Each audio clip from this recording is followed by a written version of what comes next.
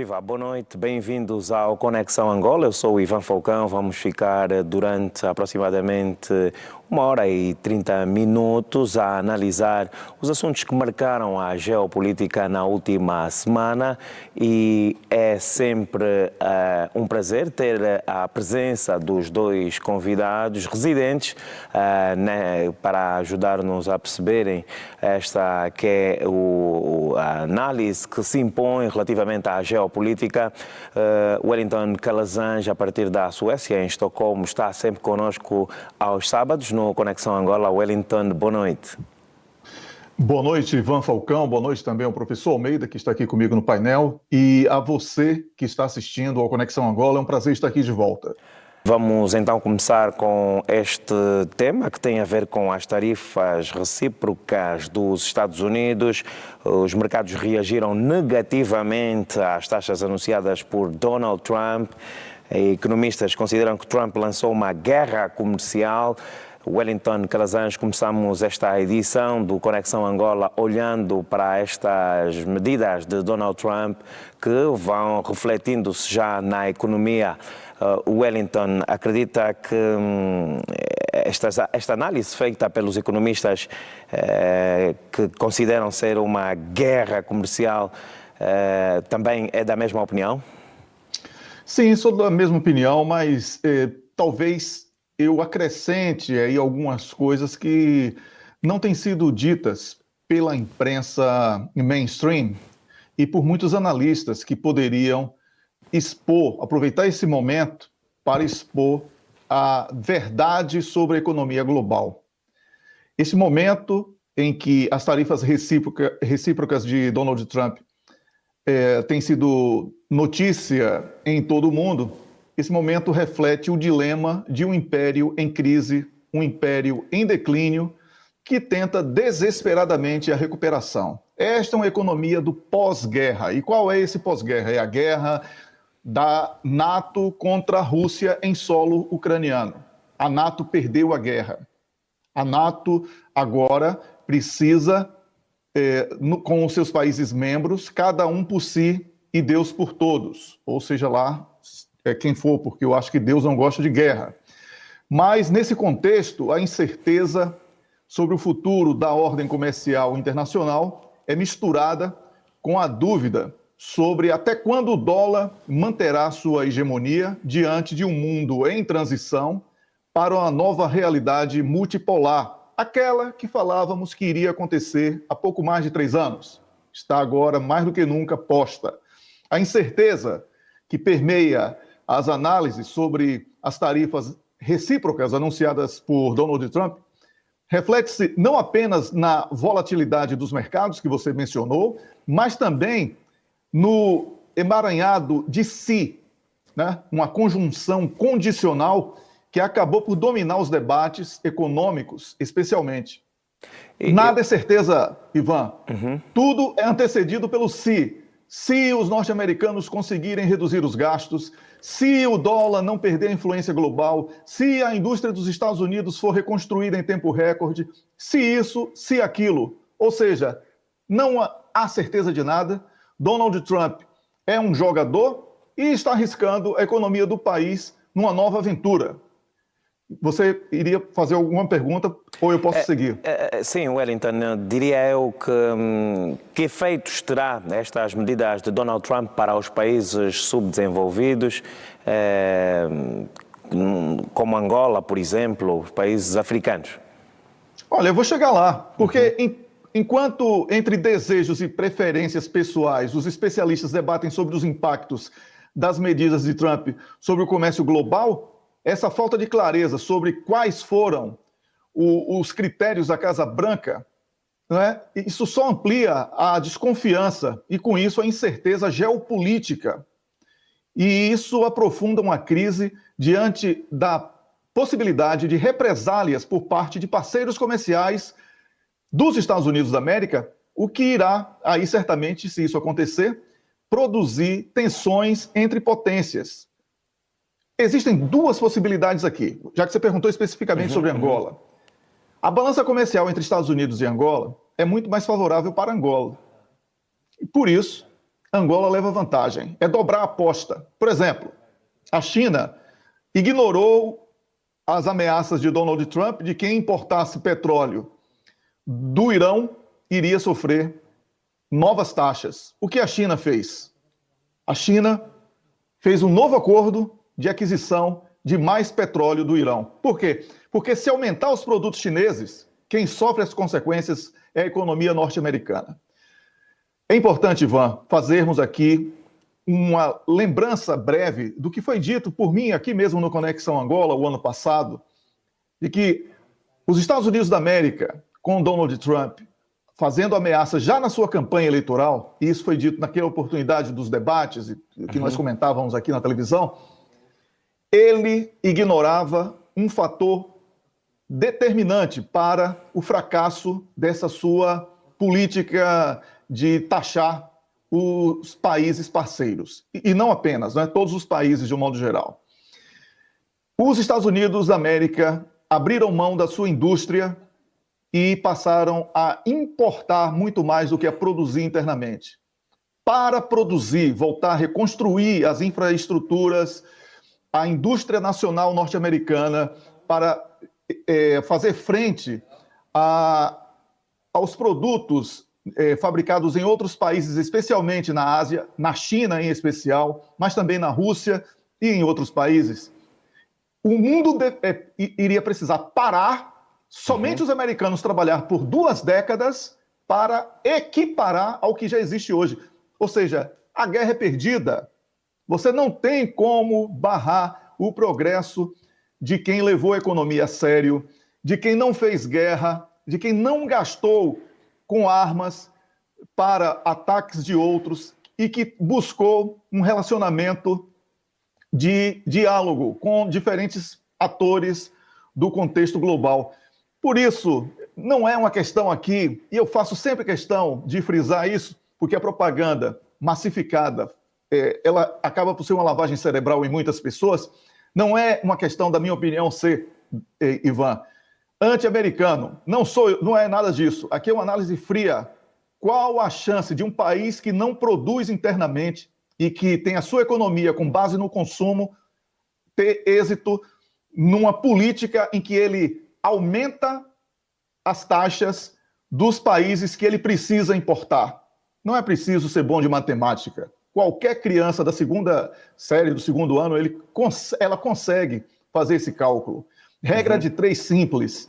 Então, eu vejo aqui que Donald Trump cometeu um grande desastre e o dia 2 de abril de 2025 já entrou para a história, porque foi neste dia que o anúncio de tarifas recíprocas pelo governo Donald Trump sobre importações de 185 países, incluindo aliados tradicionais como a União Europeia, desencadeou uma onda de instabilidade nos mercados globais. Por enquanto é isso, Ivan. Wellington, Trump agitou a economia neste dia 2 de abril de 2025 e já se fala numa nova ordem mundial. Olha, se é uma nova ordem mundial, é muito cedo para dizer, porque uma ordem mundial, ela não acontece numa canetada de um presidente da República. Como o nome sugere, ela é mundial. Então, diferentes atores precisam estar engajados numa mesma campanha. Mas, como você mencionou, os economistas não hesitaram em classificar a medida como o início de uma guerra comercial. E isto significa risco de represálias e ruptura de cadeias de suprimentos consolidados há décadas. A justificativa da Casa Branca de equiparar unilateralmente as tarifas cobradas por outros países aos produtos norte-americanos foi considerada exagerada pelo Centro de Comércio Internacional, que alertou para os efeitos colaterais nas economias emergentes que você perguntou. Então, como é que os norte-americanos vão ter aquela influência global se ele não tem uma boa relação com 185 países? Eu chamaria isso de um processo de autocubanização, ou seja, aquilo que os Estados Unidos queriam para Cuba, que era o isolamento, está promovendo para ele mesmo. Não é? Ele diz agora, o Donald Trump está aberto a negociar com parceiros individualmente. E essa estratégia é uma tentativa de fragmentar alianças comerciais e ampliar o poder de barganha dos Estados Unidos. Ninguém vai querer isso. Olha aí um exemplo muito claro na Ásia. Japão, China e Coreia do Sul fecharam um acordo entre eles. Ou seja, está todo mundo agora fugindo de Donald Trump. Essa é a grande verdade. Agora, eu quero saber quem é o consultor de Donald Trump, porque, sinceramente, uma pessoa para ser paga para dar um conselho desse, Ivan, eu não entendo como é que as pessoas conseguem ser tão burras. Vamos já passar para um outro painel, outro tema, com Wellington Calazans também na abordagem primária deste outro tema, voltado à guerra entre a Rússia e a Ucrânia. A Europa culpa Moscovo por impasses no plano de paz de Trump. Zelensky pede mais aperto e isolamento a Moscovo. Wellington Calazans, começamos este segundo painel com a guerra entre a Rússia e a Ucrânia. Zelensky pede mais aperto e isolamento a Moscovo. Wellington.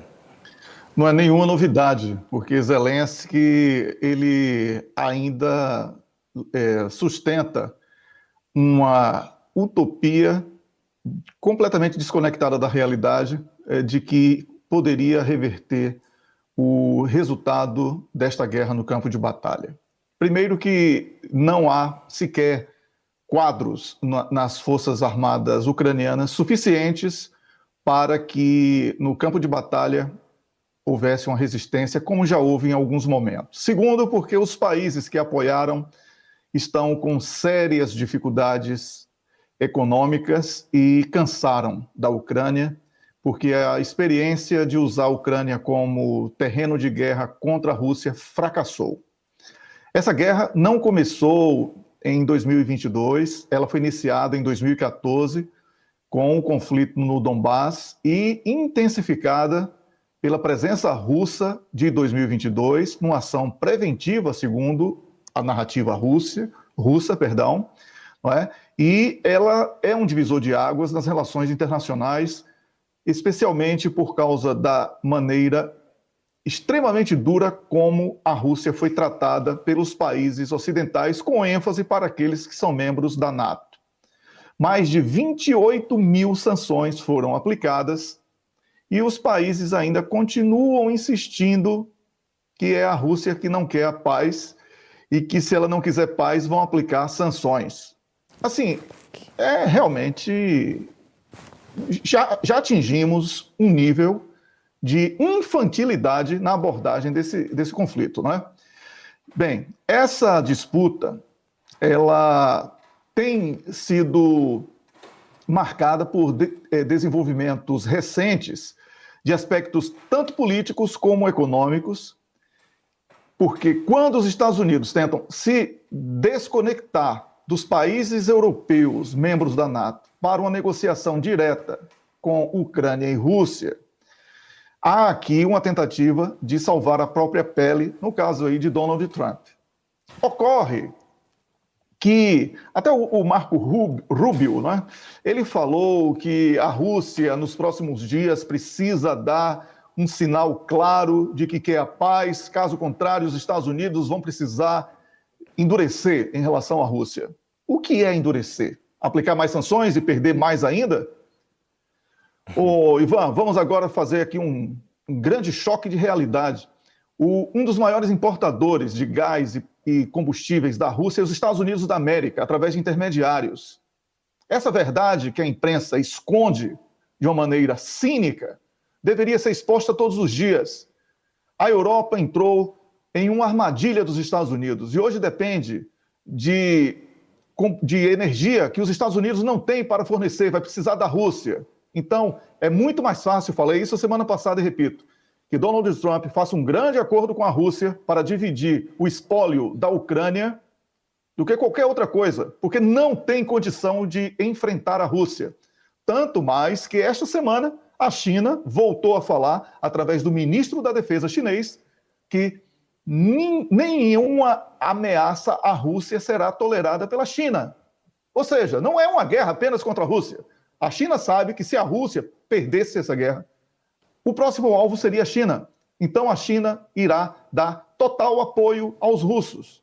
Por isso, essa tentativa de parecer grande quando não tem mais força, não tem tecnologia, não tem armas, não tem dinheiro, está quebrado. Donald Trump está vendendo cidadania americana por 5 milhões de dólares. Isso deveria ser motivo de chacota internacional. Ele quer arrecadar vendendo cidadania. Ele que diz que combate a presença estrangeira porque a política dele seria American First. É tudo mentira. É tudo precisando de dinheiro. Donald Trump precisa de dinheiro para os Estados Unidos. O país está quebrado financeiramente, são 37 trilhões de dívida. A Europa não tem dinheiro para o pão. A França prestes a uma convulsão a qualquer momento, especialmente com esse episódio que vamos comentar ainda hoje de Marine Le Pen, gerando uma revolta interna muito grande. A Alemanha quebrou a indústria, não tem o gás barato da Rússia. Então, não há aqui nenhuma condição de falar grosso, como falava antigamente. São países que, pela arrogância, perderam o bonde da história. Entretanto, Wellington, na Europa, culpa Moscovo por impasses no plano de paz de Trump. Como é que a culpa pode ser dos russos se a Europa não aceitou o plano de Trump, disse que iria criar um exército para enfrentar a Rússia? Ursula von der Leyen, que não foi eleita, foi nomeada aí através de uma canetada de sei lá quem, disse que iria gastar 800 bilhões de euros para criar um exército para enfrentar a Rússia. E é a Rússia que não quer a paz, é isso mesmo?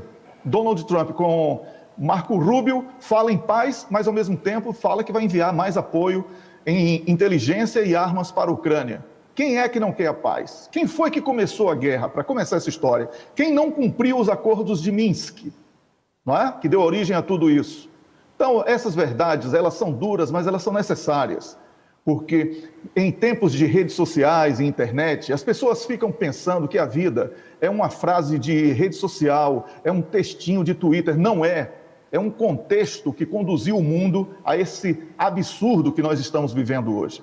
Por isso, esse contraponto que está sendo apresentado pela Rússia é um contraponto natural de quem vence. Quem impõe condições para acordo de paz é quem vence. Quem ganhou foi a Rússia. Tem que ficar muito claro isso. Agora, por uma questão de humildade, os russos falam em diplomacia, em integração, em diálogo, porque é muito mais simpático, porque numa guerra, você, quando concorda com um acordo de paz, você não pode ficar tocando nas feridas, porque senão a cicatriz nunca vai existir. É preciso que você dê a porta de saída para que haja o diálogo. Essa porta foi dada pelos russos desde o início.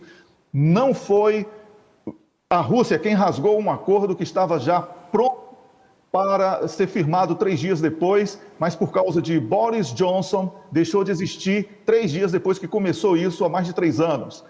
Não foi a Rússia. Então, esse tipo de propaganda dos europeus falidos, dos norte-americanos falidos, é apenas choro de perdedor.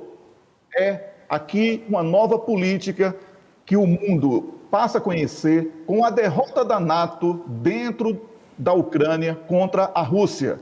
Esta é a verdade posta.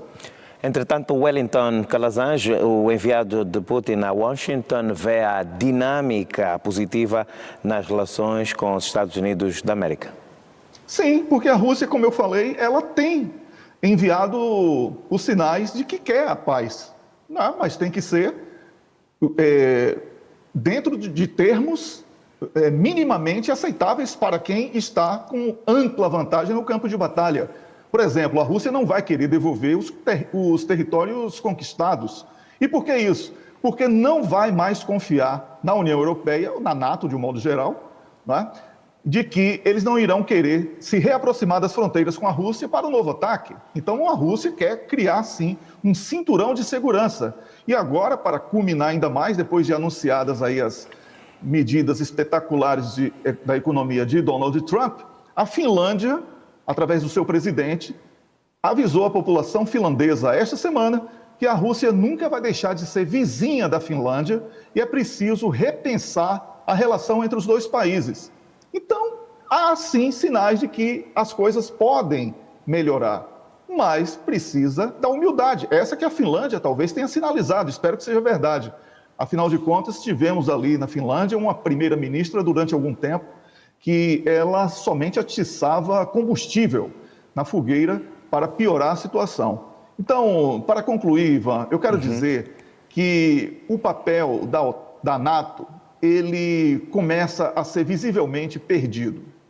E por isso, o Donald Trump finge que agora quer 5% do PIB em defesa para ter uma saída honrosa para os Estados Unidos, para não dizer que os Estados Unidos foram derrotados. Ele quer que os países digam que não tem condição de pagar mais do que 2%, que é a meta atual, não é? E que nem todos conseguem cumprir, e por isso o Donald Trump vai dizer ou 5% ou nada. Ou seja, o Donald Trump criou um percentual impossível de ser atingido para os países, para poder dizer, se vocês não vão pagar isso, os norte-americanos também não vão bancar mais nada para vocês. Vocês que cuidem da defesa de vocês. Isso é o fim da NATO. Isso tudo decorre de uma derrota no campo de batalha e não há aqui outra leitura além dessa, porque é a realidade posta. E contra a realidade posta na propaganda não consegue contornar a situação.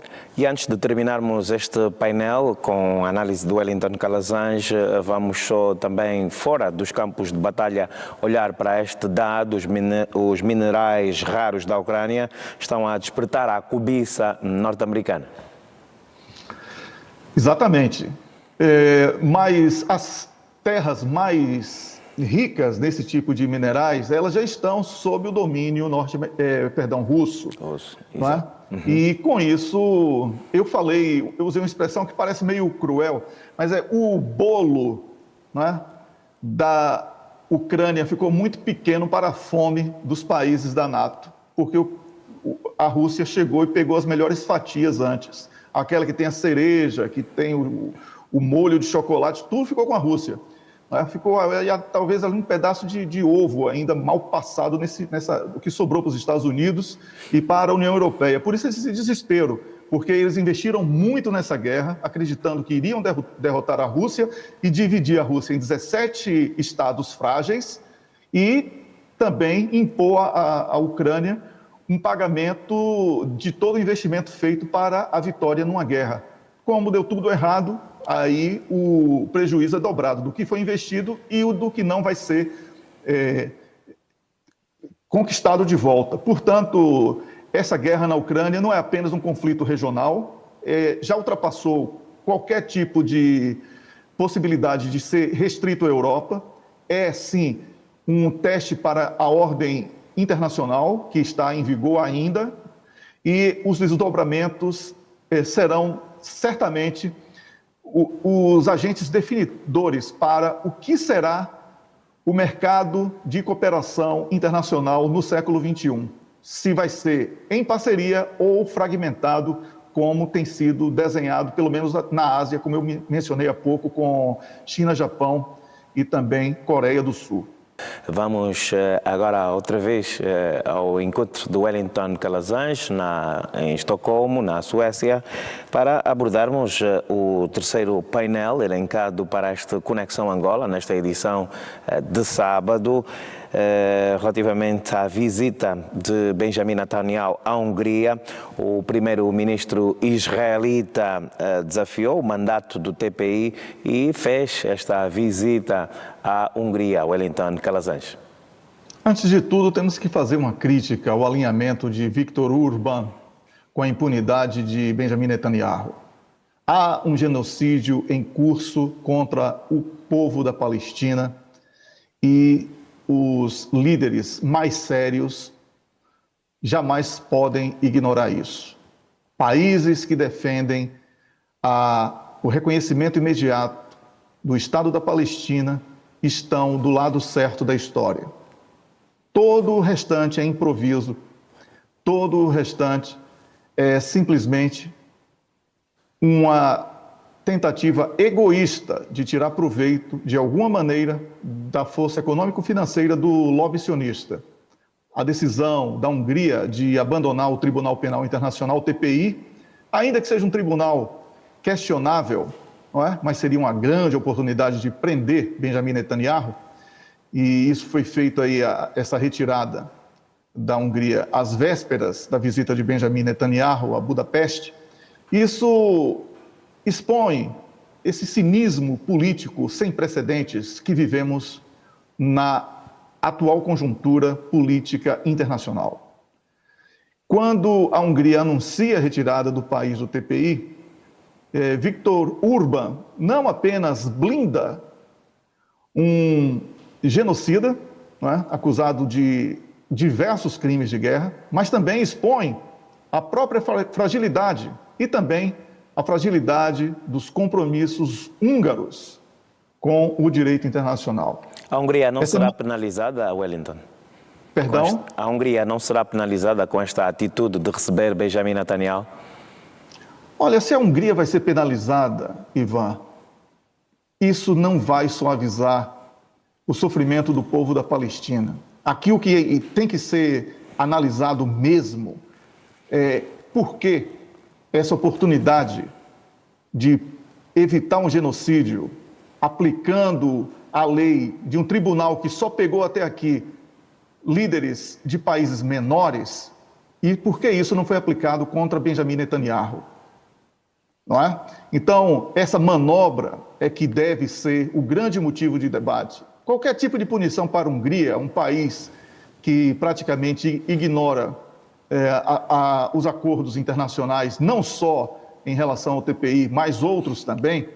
Não é? Alguns eu até sempre defendi aqui, porque eu acho que a União Europeia não tem o direito, por exemplo, de invadir a soberania dos países, e nesse aspecto Viktor Orbán tem sido muito correto em defender os interesses da Hungria, mas quando você pode fazer algo para evitar um genocídio em curso, para dar um exemplo de que o crime não é impune e, no lugar disso, você improvisa para proteger alguém que pratica tanto mal, como é o caso de Benjamin Netanyahu, então você é coartífice disso, nesse caso, o Viktor Orbán.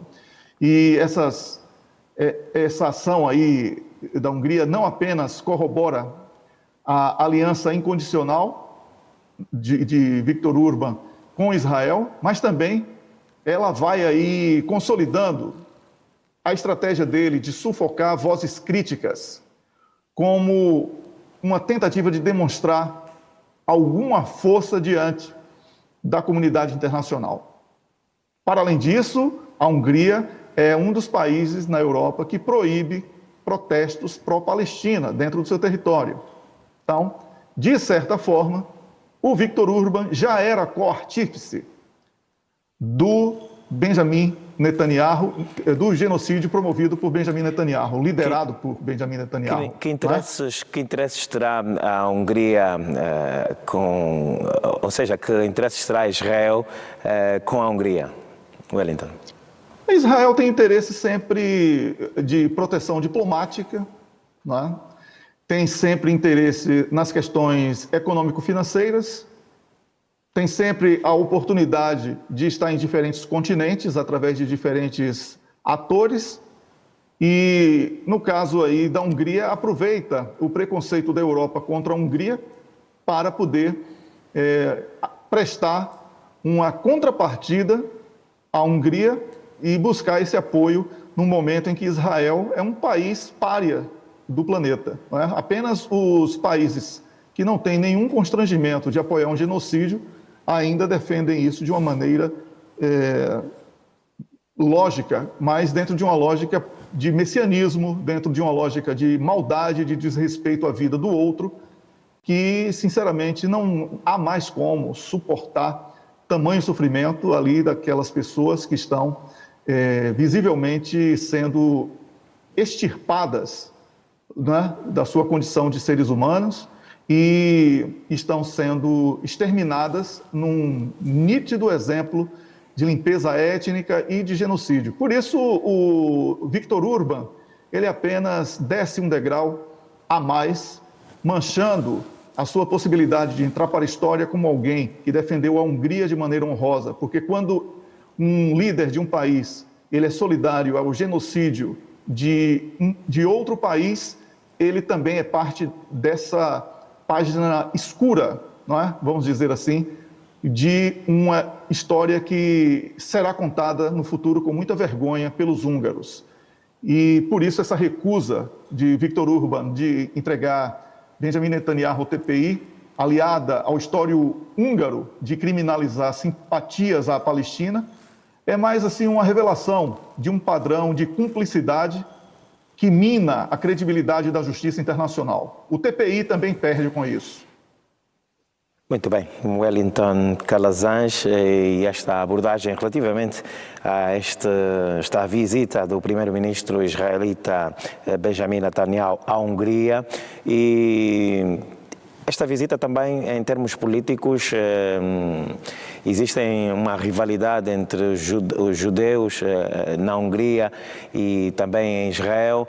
Em termos políticos, o que é que pode representar esta visita naquilo que diz respeito à oposição húngara e também a Israel? Olha, Ivan, quando eu falo sobre isso aqui, eu iria precisar de muito mais tempo. Então, eu vou tentar ser sintético e vou me explicar antes para evitar qualquer tipo de preconceito. Na Segunda Guerra Mundial, quem matou mais judeus foram judeus. Os sionistas judeus patrocinaram Adolf Hitler.